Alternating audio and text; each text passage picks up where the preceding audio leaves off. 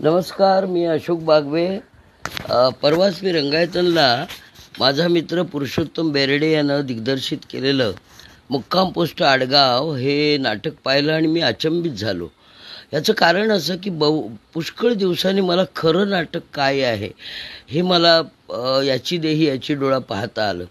म्हणजे यातली गंमत अशी आहे की मराठवाड्याची लोकसंस्कृती, त्या मातीमधलं सगळं गतवैभव आणि आत्ताची आधुनिक सांस्कृतिक पर्यावरण याचा सुंदर मेळ या नाटकामध्ये घातलेला आहे.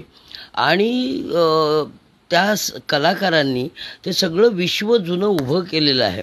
आपल्याकडे लोककला आणि लोकसंस्कृतीमध्ये असलेली सगळी भजनं ते लावणी इथपर्यंत सगळं संगीत जे आहे ते त्या प्रवेशांच्या मध्ये मध्ये वापरून पुरुषोत्तम बेर्डे यांनी अक्षरशः तो काळ जिवंत केलेला आहे. आणि आपण नकळत त्या सगळ्या लोकसंस्कृतीमध्ये आपण पावन होऊन जातो असं वाटतं मला.